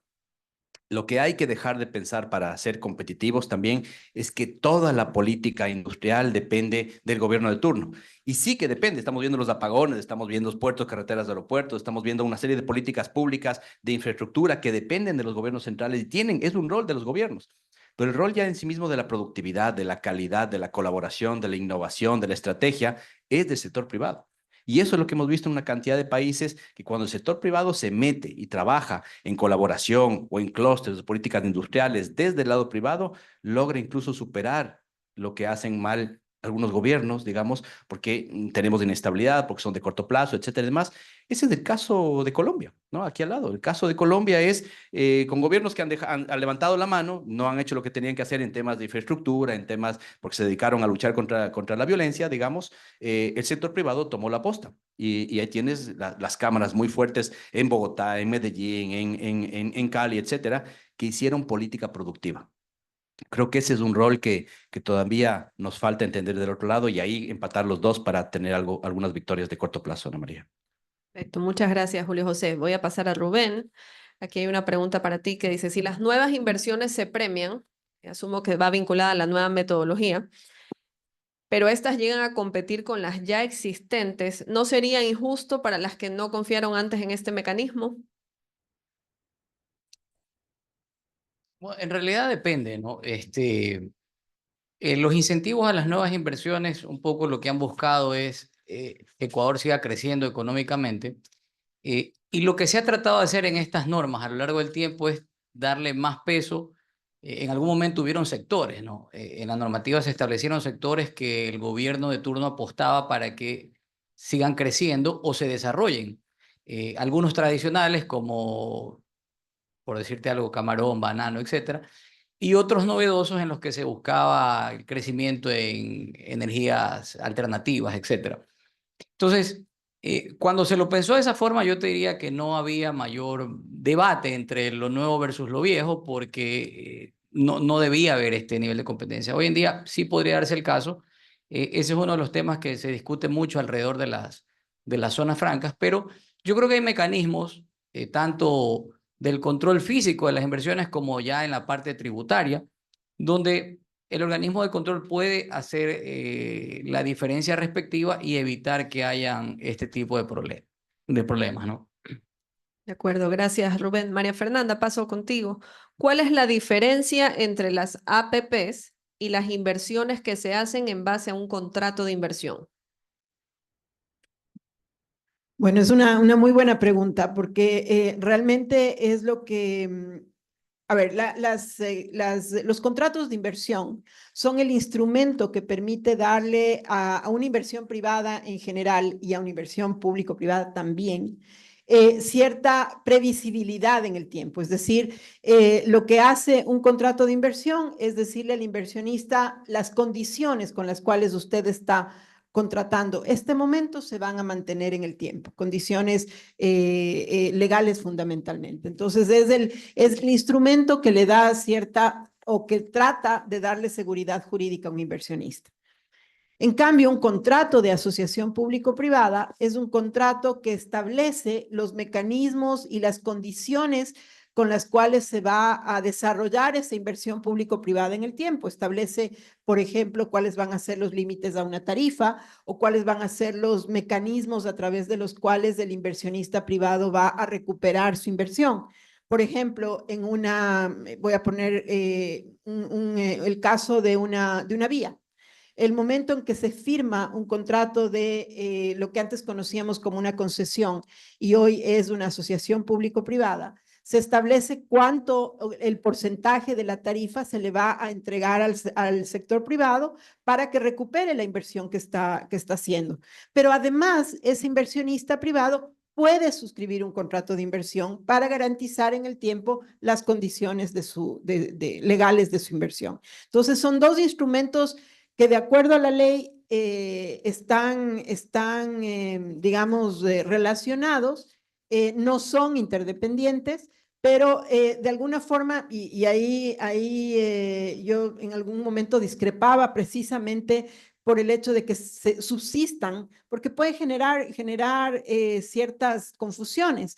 Porque inclusive en algún momento se pensó que en el contrato de inversión podías poner la cláusula de arbitraje que no estaba en el contrato de asociación público-privada, pero sí estaba. Es decir, el momento que tú generas una inversión y le das la mayor capacidad, a la mayor cantidad de certezas a un inversionista a través de un solo documento, las cosas pueden manejarse de mejor manera también. Entonces, creo que, no sé si fui muy clara al explicar la diferencia, pero la verdad es que son dos instrumentos que hoy por hoy están subsistiendo, tienen objetivos distintos y no necesariamente deberían ser dependientes del uno del otro, ¿no? Muchas gracias, Mafer. Esta es para Julio José. ¿La suscripción de contratos de inversión generan o no generan empleo? A ver, esta también es una discusión muy buena, ¿no es cierto? En el COPSI originalmente se puso que un contrato de inversión que se firma con una empresa, la empresa obligatoriamente tiene que crear un cierto número de empleos, ¿ya? Y así subsistió, digamos, hasta el 2022, en el cual nosotros teníamos esta discusión sobre si es que debería o no generar un número de empleos. A ver, la inversión es para generar empleos, es para generar dinamismo, encadenamientos, PIB, crecimiento económico, ventas y demás. Pero ¿qué es lo que comenzó a suceder en la práctica, Ana María? ¿No es cierto? Era que para tú poder hacer el seguimiento del contrato de inversión de la empresa X, Y o Z que va a ir invirtiendo en 10 años, la empresa puso en su cronograma de inversiones que está, digamos, notarizado, ¿no? O sea, eso es un contrato con el Estado que iba a crear 5 empleos durante los 6 primeros meses y después iba a subir a 100 y a 200, lo que sea. Ese flujo de cantidad de contratación de empleo es muy difícil preverlo para 10 años, casi imposible, porque las empresas van contratando en función de lo que creen que van a hacer y después te cae la pandemia y después hay una crisis, después hay un tema, hay un levantamiento por aquí y demás y las cosas no suceden como en el papel, pues, ¿no? Entonces, lo que se convertía el Ministerio de Producción y la Secretaría de Inversiones era una policía de ir a ver si es que cumplía con el empleo que había dicho. Y si no cumple con los 6 que dijo, sino con los 5, le quitamos el contrato de inversión. Y eso no está bien. Nos parecía que era muy discrecional, que no es dinámico. Entonces, lo que se hizo es reformar para que no se requiera un monto mínimo de empleo. Es debatible, sí puede ser, pero al final del día, si es que uno cree en las inversiones, sabe que la inversión es buena, más allá, ¿no es cierto?, de exacta, y además depende del sector, pues entonces en el sector, qué sé yo, pues un tema de inteligencia artificial, una empresa de software nueva que quiere, supongamos que mañana quiere venir, ojalá fuera así, ¿no? Pero un Facebook, un Google, un Apple, un Tesla, dice, oiga, no le puedes medir con la misma vara que le mides en cantidad de empleo que como le mides a una empresa de transporte o una minera o lo que sea y demás. Entonces, mientras menos discrecionalidad hay en los contratos de inversión, es mucho mejor. Por eso, Ana María, yo discrepo con el tema de meterle en los contratos de inversión una cláusula que diga que tiene que contratar X número de mujeres o tiene que contratar X número de trabajadores porque entonces comenzamos a meterle cosas que nos suenan bien de la política pública, pero el contrato de inversión no es para eso. Hay otros mecanismos para que eso suceda, ¿no? Sí, de acuerdo contigo, ¿sí? Que, el tema este del empleo en los contratos de inversión surgía justamente, no, y es que es interesante analizarlo, porque surgía de esta discusión que les comentaba al inicio, que con el Ministerio de Finanzas se decía que el contrato de inversión te va a permitir mayor inversión, la mayor inversión va a generar empleo, y el empleo, la mayor inversión va a generar incentivos per se a todo lo que tenga que ver con IVA y impuesto a la renta, etcétera. Entonces, bueno, pues de ahí surgió el hecho, entonces si es una herramienta de empleo, hay que ponerle un número de empleados. Y en la práctica, yo estoy de acuerdo con Julio José, el contrato de inversión no es un instrumento de generación de empleo. Y lo malo además es que le conviertes al ministerio de turno en el que está a cargo de hacer el monitoreo en esta suerte de identificar cuántos empleos se han generado, desconociendo una cosa que yo creo que es fundamental, que es el hecho de que hay sectores donde el empleo directo puede ser menor, pero tienes un empleo indirecto mucho mayor. Y desconoces también lo que significa el encadenamiento productivo en ciertos sectores. Hoy por hoy, yo analizaba hace poco justamente estos contratos de inversión que están en trámite, que son alrededor de 48 contratos, y cuánto, entre comillas, de empleo generan, porque la norma actual habla únicamente de empleo directo. Entonces, hablaba con el ministerio y les decía, miren, estamos desconociendo el empleo indirecto, por ejemplo, de empresas que, y les comprobaba, empleo indirecto, 1,200, 1,500 personas, empleo directo, 4 o 5 personas. Son las mismas empresas, son sectores que son muy dinámicos respecto del encadenamiento y que no necesariamente te van a generar empleo. Entonces, ahí es cuando desde el Estado se comete errores de determinar un instrumento de política pública con un fin distinto. Entonces, ese es un error que es muy habitual en la definición de política pública, pero que el momento que con la evidencia se comprueba de que está mal, pues hay que corregirlo inmediatamente, ¿no? Claro, y como bien mencionaban, 5 a 10 años no podíamos prever que iba a existir una pandemia, ¿no? Y eso también limitó el cumplimiento de muchos de los contratos de inversión. Claro. Y la nueva metodología también está contemplando estos empleos directos, los premia o los castiga, los califica en función de eso. Entonces creo que tenemos que estar atentos a esos cambios también. Y como bien decías, por cada empleo directo pueden crearse 5 empleos indirectos en cada sector, dependiendo del sector de la economía. Voy a pasar a Rubén. Aquí hay una pregunta sobre los TLCs. ¿Cuál es tu posición? Si Ecuador es un país tan privilegiado, ¿sería bueno tener una postura de proteccionismo en ciertos sectores? A ver, yo creo que la política comercial de Ecuador debe ser de apertura comercial. Lastimosamente, este tema no, digamos, ha sido muy coyuntural, ha sido manejado con visiones políticas de turno. Y a diferencia de otros países que se nos han adelantado muchísimo, como nuestros vecinos Perú y Colombia, ellos sí fijaron políticas de largo plazo, ¿no? Acá en Ecuador ha sido muy difícil avanzar en el tema de los tratados comerciales, en algunos casos por visiones ideológicas, en otros casos porque a los otros países con quienes nosotros queremos negociar no les parecemos muy atractivos. Y en realidad, pues, el tema debe ser visto de largo plazo, ¿no? Ecuador necesita acuerdos comerciales. Ya vimos lo que nos pasó con la Unión Europea. El tema de la Unión Europea conceptualmente era positivo, era adecuado, y pese a eso, Ecuador se tomó alrededor de 10 años en cerrar un acuerdo con Europa. Perú y Colombia lo hicieron en 3 años, me parece, algo parecido. Y afortunadamente llegamos, pero llegamos tarde, ¿no? Es decir, siempre va a haber la preocupación también de qué sectores van a verse afectados. Eso va a ocurrir siempre. Obviamente hay que saber negociar, hay que saber cómo tú desgravas o generas esa apertura a corto, mediano y largo plazo, pero la apertura es necesaria. Pensar que como una isla aparte, Ecuador va a poder crecer en el espectro globalizado en el que vivimos hoy en día, es un error, es un error. Necesitamos una política comercial de largo plazo que no sea vista con coyunturas políticas, sino pensando en pensando en país y pensando en el futuro, porque las negociaciones comerciales tampoco se dan de la noche a la mañana como quisiéramos, ¿no? Me parece que el gobierno anterior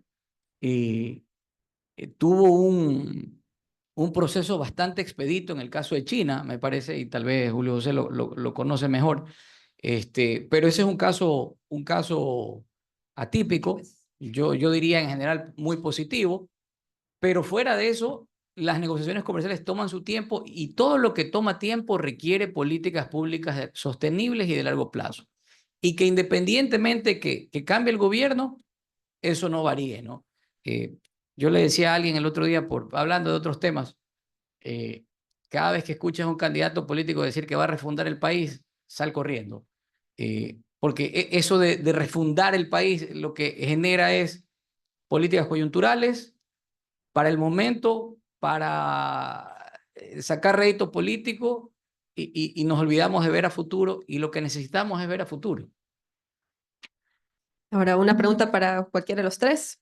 ¿Qué ha pasado con las zonas francas? ¿Por qué no vemos resultados aún?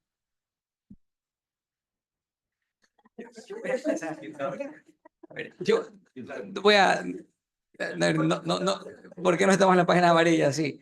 A ver, de nuevo, porque hemos visto el tema también de corto plazo y coyuntural, ¿no? Mientras que en otros países las zonas francas se han desarrollado de una manera muy positiva. En Ecuador, y siempre me gusta hablar un poco de la historia, fíjense, Ecuador tuvo ya un régimen de zonas francas hace algunos años atrás, sí, antes del 2010. En algún momento, me parece que formalmente hablando, tuvimos como algo así como 120 zonas francas, y yo no sé si alguno de ustedes se acuerda de alguna. Yo personalmente tengo dos en mente, pero fuera de eso, nadie se acuerda de las otras ciento y pico que se aprobaron. A hospitales, parques temáticos, etcétera. Pero yo diría que en ese entonces nada progresó por falta de control. Falta de control, y la falta de control llevó a la gente a cometer abusos porque lo que pensaba el que estaba tratando de hacer esto era en la exoneración tributaria y nada más. Además que esa ley tenía un régimen laboral muy flexible, entonces no pago impuestos, no afilio al IES, entonces me hago zona franca y eso no estuvo bien.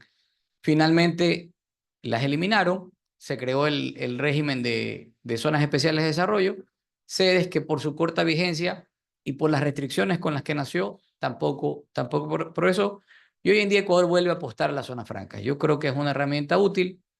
Si vemos a los vecinos, las han aprovechado y creo que debe haber control, pero también debe haber impulso estatal a que la herramienta funcione, ¿no? Desde esa perspectiva creo que el tema podría funcionar y también, digamos, una orientación adecuada de la autoridad de turno, en este caso de la autoridad productiva, a que estas zonas se desarrollen en temas y en sectores donde puede haber crecimiento, ¿no? La logística tiene un crecimiento importante. Hay puertos modernos en Ecuador, hay aeropuertos modernos en Ecuador. La logística puede ser un tema ganador, por dar un ejemplo, ¿no? En el tema de servicios, algunos países han desarrollado zonas francas en servicios también con cierto éxito. Pero no la puedes hacer en todo, ¿no? Si tú miras al Caribe, hay zonas francas turísticas y la gente dice, ¿por qué no tenemos lo mismo? Claro, de pronto en el Caribe es una isla, la situación geográfica ayuda al tema, tal vez aquí no resultaría. Pero son ejemplos que si los analizas y los estudias, mucho de eso podrías aplicarlo acá. Con control adecuado y con el impulso estatal, yo creo que el tema puede funcionar. Ahora, esto tiene ni un año de vigencia, me parece. Está todavía desarrollándose normativa secundaria, me parece que no hay ninguna zona franca aprobada hasta el día de hoy con este nuevo régimen o están migrando de las sedes a zona franca. Y seguramente los resultados los vamos a ver a mediano plazo en la medida en que haya el impulso adecuado, ¿no? De lo contrario, y ojalá que no pase, que volvamos al esquema de descontrol que tuvimos antes y que eso hizo fracasar el sistema, ¿no? Sobre el tema de zonas francas. A ver, como todo en el Ecuador, creemos que si ya tenemos zonas francas es una bala de plata y nos volvemos, digamos, competitivos y todo el mundo va a venir a invertir en esto y demás. No, las zonas francas modernas son bien diferentes a las zonas francas de los 70s, 80s y 90s, además, porque el mundo y todos nos dimos cuenta, incluido en el Ecuador, que la zona franca, cuando es solo para maquilar, ¿no es cierto? Entonces viene un producto, lo refina y se va. Tiene su impacto, pero no te genera un impacto de desarrollo económico, ni encadenamiento, ni desarrollo hacia adentro, que es lo que quieres. Entonces, un gran error de las zonas francas sería que volvamos a crear zonas francas como islas, ¿no? Que no utilizan infraestructura interna, que no se encadenan con los productos locales, que si que es por exportar, vamos a exportar más, pero no vamos a desarrollarnos. Entonces, ese es un primer tema, ¿no? ¿Cuál es la diferencia con esta ley, digamos, actual de zonas francas? Lo que me parece bueno es que tiene iniciativa privada. Y uno se da cuenta ahí, ese es un buen cambio frente a lo anterior, porque si no, cada consejo cantonal, cada GAT, cada municipio quería tener su zona franca metida en el medio de cualquier parte del Ecuador. Y entonces eso tiene un incentivo político, no un fin económico. Y entonces cuando tú creas zonas francas simplemente porque quiero que haya una cosa metida ahí, terminas con yacha y con cualquier otra cosa, ¿no? Las zonas francas y las sedes tienen que tener una lógica empresarial, productiva, y mientras más visión hacia afuera, mejor, con un encadenamiento interno. Si no, pueden terminar generándose como islas, y esto ya lo han visto Costa Rica, Uruguay, Colombia y República Dominicana, que son, digamos, los reyes de las zonas francas de América Latina, y por eso están migrando hacia ese nuevo concepto de zonas francas que funciona bien. Pero ya hay la ley, ahora hay que revestirle, como dice Fernanda, de la política pública, productiva y privada alrededor de todo esto. De hecho, la única sede que funciona bien en el Ecuador es la sede de Pozorja. ¿Por qué funciona bien? Porque es un tema privado, digamos, ¿no? Las otras están sin funcionar, y por eso es que tienen que migrar a este nuevo mecanismo que funciona mucho mejor. El gran error de esa ley de sedes fue que era un tema puramente público y no privado. Otra vez ahí, ¿no? Sí, y ahí en el tema de servicios, por ejemplo, pensando en el capital humano, tiene que estar dentro de las ciudades donde está la gente preparada dentro del área. Y creo que esos son puntos a considerar al momento de otorgar estas zonas francas. Adelante, María Fernanda. Yo siempre he pensado que las zonas francas son un instrumento de desarrollo territorial. O sea, no es el polo de desarrollo, que en alguna ley también se incorporó como la panacea respecto de que se iba, por decir o por declararse como polo de desarrollo, mágicamente el territorio iba a desarrollarse. No, la zona franca es un espacio territorial donde empiezas a activar las economías locales de diferentes formas y está bien. O sea, yo creo que no se debe desconocer el hecho de que son también un instrumento de desarrollo territorial. Y ahí quizá algo que no quisiera dejar de mencionar, ni las normas relacionadas con APPs, ni todas estas que estamos pensando ahora, han estado mirando a los gobiernos locales también como actores. Y yo creo que eso también es un error, porque, por ejemplo, las inversiones finalmente se canalizan en un espacio, en una zona, donde lamentablemente uno de los problemas que se ha visto en varios de los proyectos de inversión que he llegado a conocer han tenido que ver, por ejemplo, con el hecho del área urbana que está en discusión con los municipios.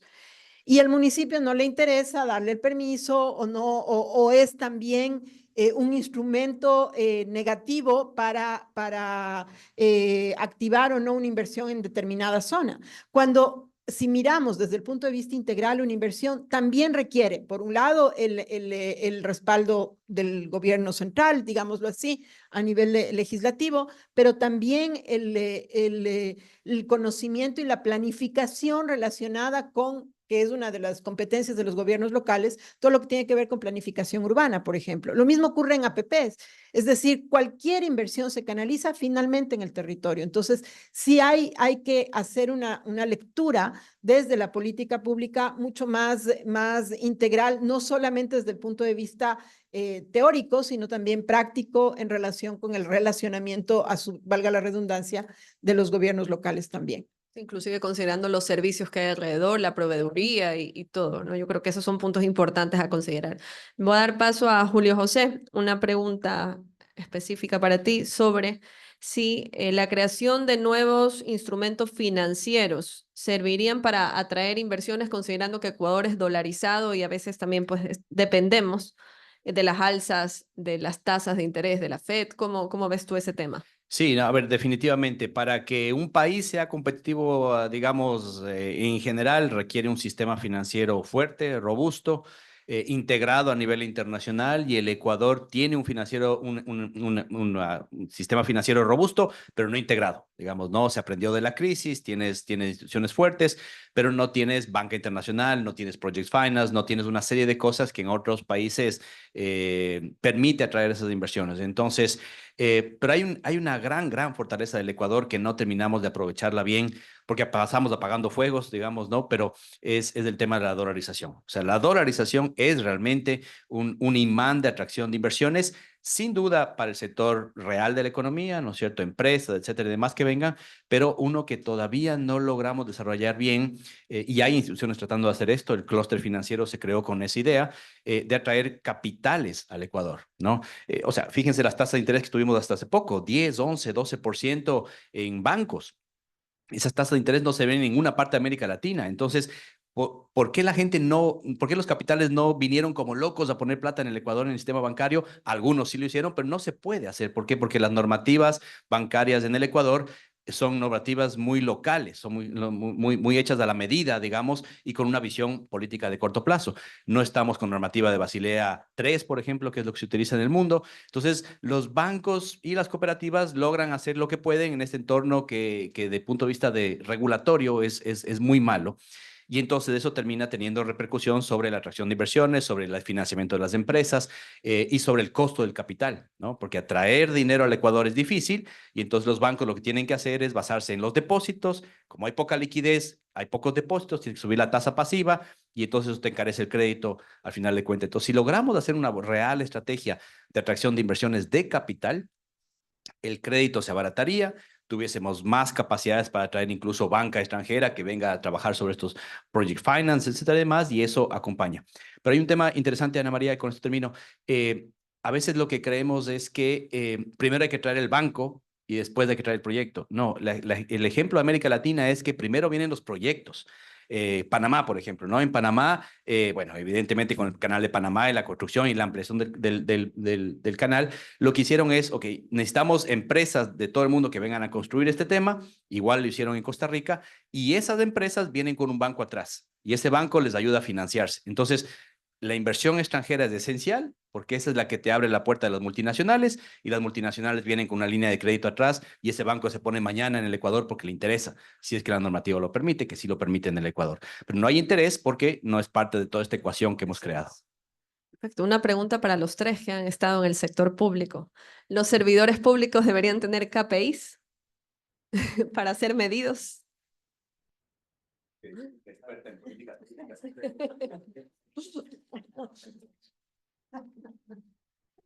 A ver, Personal, creo... De ejecución de funcionarios, sí, de ejecución. Bueno, sí, o sea, yo creo que la evaluación que tienen los servidores públicos, y no es nueva, ¿no? Existía una evaluación desde, o sea, ¿qué será? Probablemente desde el 2012, existía una evaluación de los servidores públicos por los resultados, era el famoso GPR, que era una gestión por resultados, que definía específicamente cómo funcionaba un servidor público y por el resultado que a su vez obtenía. Yo creo que como en toda actividad público-privada es fundamental un modelo de evaluación, un modelo de monitoreo, de seguimiento de que las funciones se están cumpliendo. Pero además hay algo principal, que es el mérito. Es decir, que el funcionario público esté sentado allí por lo que sabe hacer. A mi criterio, yo siempre he pensado que el solo hecho de que se siente un funcionario público que desconoce totalmente un tema, ya es un tema de corrupción. O sea, algún rato yo ponía el ejemplo, yo soy abogada, he trabajado toda mi vida en sectores productivos, en inversiones. Si alguien me dice, ¿quieres hacerte cargo del Ministerio de Salud? Jamás, jamás. porque sencillamente no tengo idea del sector salud. Y esas son quizá los principales errores que a veces vemos en el sector público. Esta incapacidad de resolver no solamente viene no necesariamente por por incapacidad de hacer las cosas, sino también de conocer las cosas. Y yo creo que en el sector público no es posible improvisar. Y ese es uno de los problemas que hemos enfrentado permanentemente, ¿no? Yo creo que lamentablemente la política en nuestro país está plagada de improvisaciones y eso hace que cada vez queramos pensar nuevamente en inventarnos, como decía Rubén, en refundar el país, ¿no? Y hay otra cosa que creo que también es uno de los... Hay una película, El abogado del diablo, que quienes somos abogados de ley la hemos visto, y al final de la película se dice, bueno, la vanidad es el peor de los pecados. Y eso también es otro de los temas que en el sector público ve su terreno fértil, ¿no? Y creo que esos son dos temas que no pueden darse. O sea, el servicio público puede sonar poético el tema, pero es un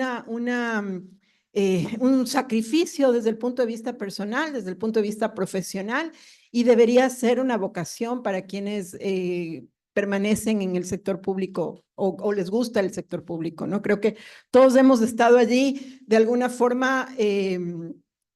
Para mí fue un periodo de aprendizaje, una maestría increíble. Estuve en unos años complicados del país en su momento y hace poco también, en medio de pandemias y demás, en un gobierno local.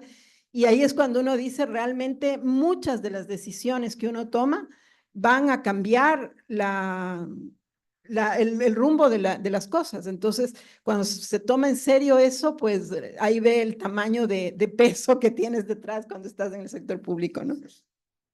Yo te doy mi opinión, Ana María, y todos desde mi visión. Yo coincido con María Fernanda en el tema de que hay que medir, ¿no? El tema es qué es lo que mides cuando estás en el sector público, porque un error al tratar de medir todo y controlar todo y planificar todo puede terminar con el monstruo mitológico de 1000 cabezas de Semplades y planifica, que te obstruye en lugar de permitir que avances. Y sigue existiendo, a pesar de las transformaciones de Semplades y ahora creo que es planifica y demás. Al inicio de cada gestión te piden que llenes un montón de cosas con indicadores y demás, y la gente se inventa los indicadores para poder cumplir con la meta y pones cosas que no tienen ningún sentido. Entonces, ¿para qué vas a medir eso? Entonces, lo que hay que realmente aprender, hay toda una visión internacional en términos de qué es lo que se tiene que medir para los proyectos de política pública, de innovación pública, de innovación social, y no son las cosas que estamos midiendo en el Ecuador. Entonces, creo que un repensar total de la planificación pública y de qué se puede conseguir y demás es esencial para que realmente se mida a los funcionarios públicos, a todos, desde el ministro hasta el último funcionario público, con cosas que valgan la pena. Y que se mide ese avance, ¿no? Más que el KPI específico y el valor y el dato, el avance de los proyectos, qué es lo que estás haciendo. Creo que la forma de medir es inadecuada, ¿no? Y coincido también, ¿no? Coincido y en parte no, ya te voy a decir en que coincido en el tema de la mística del sector público y estar ahí, es un sacrificio, etcétera, todo el tema. También a veces y en muchos países, al menos el ministro y el líder de los proyectos no siempre es el más experto en su sector, pero es una persona que logra sacar lo mejor de todos, ¿no? Yo tengo el ejemplo y recuerdo una conversación con el ministro Goldborn de minería de Chile, ¿no? Que fue uno de los más exitosos del último tiempo, que fue ministro de Piñera, que fue el que le sacó a los mineros, el que le sacó a los 33 mineros. El tipo era CEO de Cencosud, que es como que fuera el CEO de Supermaxi o de mi comisariato. No sabía de minería, entonces uno diría, con los estándares nuestros no debería estar de ministro, pero fue un buen ministro. ¿Por qué? Porque entendía sobre colaboración, sobre estrategia, sobre ese tema, y se dejó guiar con los que sí sabían, ¿no? Y en Chile las instituciones funcionan mejor, entonces te apoyan. Entonces, si tú no sabes, tienes un grupo de apoyo alrededor. En el Ecuador no, en el Ecuador uno te ponen ahí y vaya usted, haga lo que pueda. Y el último tema que te voy a comentar, Ana María, es que tenemos que dejar de pensar en el Ecuador que el líder de cualquier proyecto, desde el presidente, ministro, viceministro o cualquier tema, es el líder todopoderoso que todo lo sabe, porque entonces vienen y te dicen, y me pasaba a mí, ministro, ¿qué vamos a hacer en el sector X, Y o Z? Digo, usted es el experto del sector, más bien usted dígame cómo vamos a trabajar juntos. Usted propóngame, trabajemos juntos, porque si no, viene la receta lista desde arriba y el ministro evidentemente o es infalible o puede llegar a tener una agenda, digamos, propia que puede ser política de corto plazo y eso termina siendo mucho peor para el sector. Entonces, dejar de pensar en lo que algunos llaman el complejo de querer ser Dios, ¿no? Y de controlar absolutamente todo en la política pública, creo que es algo que hay que pensarlo bien. Muchas gracias. Vamos a concluir con una reflexión y uno de esos, pues voy a unir estas dos preguntas. Voy a leer sobre el lema que dicen del Ecuador, que dice, ¿por qué hacerlo fácil si puede hacerse difícil? ¿Creen ustedes que es el lema que está alrededor de la normativa de inversiones en el país? ¿Cómo atraemos inversiones y también cómo desde la sociedad civil podemos fomentar esas inversiones?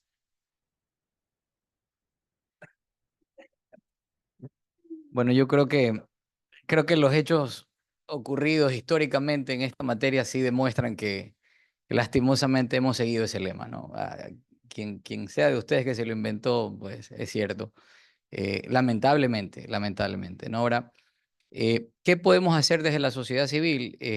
Bueno, yo creo que un foro importante, por ejemplo, es esta institución, las cámaras, gremios de la producción, las distintas asociaciones de empresarios de los distintos sectores.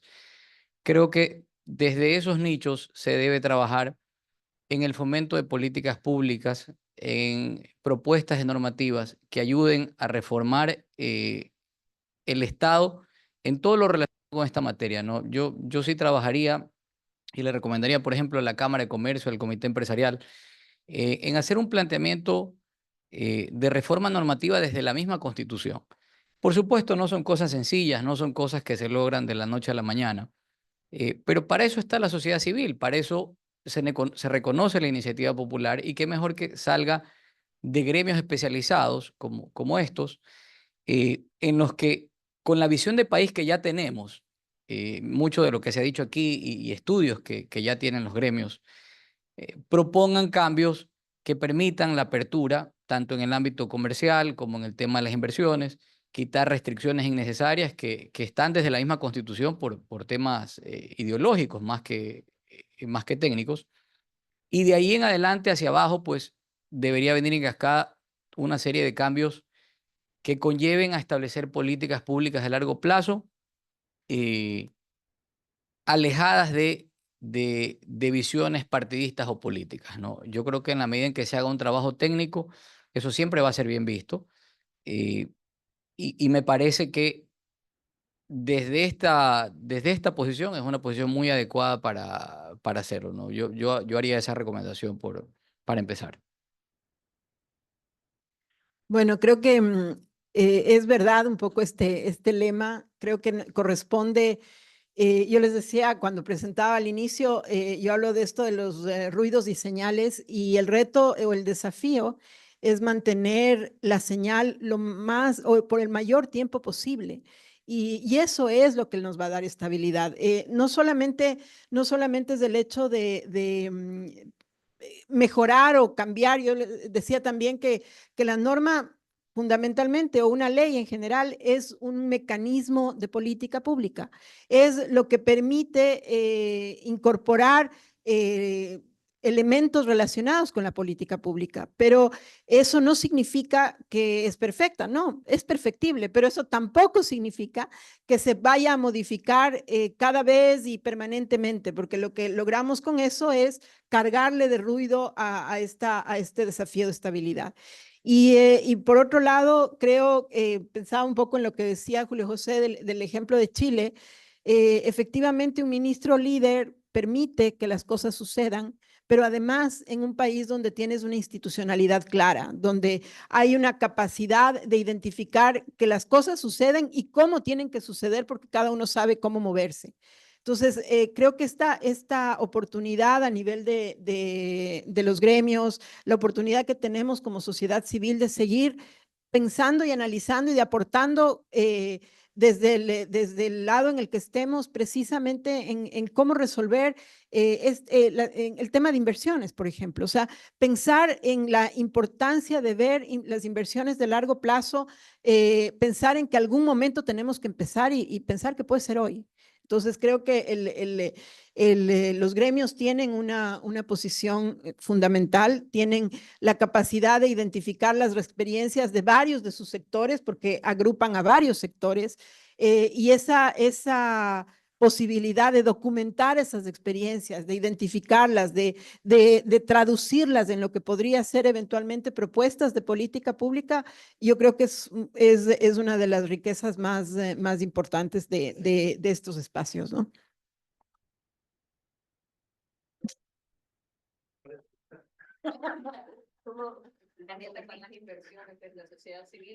Porque es súper difícil hacer temas en el Ecuador y demás. Sí, a ver, es una realidad. Hacer negocios en el Ecuador es tremendamente complejo, lo estamos viendo con la coyuntura.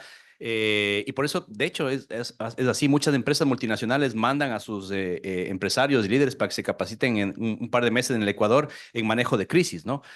Porque somos buenísimos para manejar crisis, pero claro, de la crisis no salimos a ser competitivos, a ser más productivos y demás. A ver, yo voy a terminar con esto por otro lado, Ana María, diciendo, tenemos que dejar de pensar que el Estado y las instituciones de gobierno a cualquier nivel son instituciones que están creadas para crear empleo.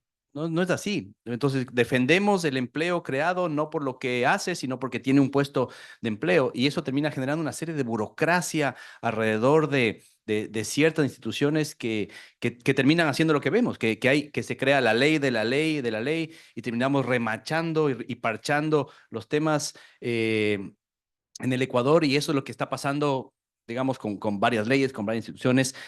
Yo recuerdo uno de los temas en los que menos logramos avanzar en el ministerio fue un tema, y todos los ministros lo han tratado de hacer, es bajar la carga burocrática, ¿no es cierto? La cantidad de trámites, la tramitología, el tramitón, la ventanilla única, el tema y demás. Contigo también tratamos de hacer eso, la ventanilla única de inversionistas, sí se logró. En el ministerio, recuerdo, ahorita tengo en la cabeza que en algunas de las revisiones que hicimos después del primer año habíamos bajado 400 trámites, y yo les decía a los amigos de los gremios, 400 trámites. Y me ponía a ver cuáles son los trámites. Son cosas que no mueven la aguja, no sirven para nada, ¿no? Pero eran 400 trámites menos, pero había 5,000 más. Entonces, la gente no quiere quitar el trámite, etcétera, y demás, porque te quita poder, porque te quita trabajo, porque te quita lo que sea. Ese es un error. Y además, cuando queremos modernizarnos, no es que el trámite que antes tenía, ahora lo hago digital. No, quitemos el trámite, si es que es necesario. Pero todo esto es parte de esta cultura, digamos, de permisividad, de burocracia que hemos creado, que es una herencia, sí, de la Constitución, sí, de un Estado demasiado grande, y de no tomar las mejores prácticas internacionales. Yo no estoy en contra para nada de la burocracia. Habiendo estado en el ministerio, uno aprende a valorar a los buenos burócratas, a los buenos funcionarios públicos, que sí que los hay muy buenos, y infravalorados muchísimo tiempo y pisoteados en muchas ocasiones y dejados en la congeladora. A todos esos buenos hay que darles la oportunidad, hay que hacerles brillar, hay que capacitarles para que sigan haciendo su buen trabajo, pero el 30-40% en varias instituciones no deberían estar ahí, y esa es la realidad, ¿no? Y tienen cargos que tienen visión más politizada y partidizada que un tema de política pública adecuada, como decíamos acá, ¿no? Bueno, muchísimas gracias a todos, a nuestros 3 panelistas, Julio José, María Fernanda y Rubén. Un aplauso para ellos. Y nuevamente gracias a la Cámara de Comercio de Guayaquil, a Gaby, a Miguel Ángel por esta invitación.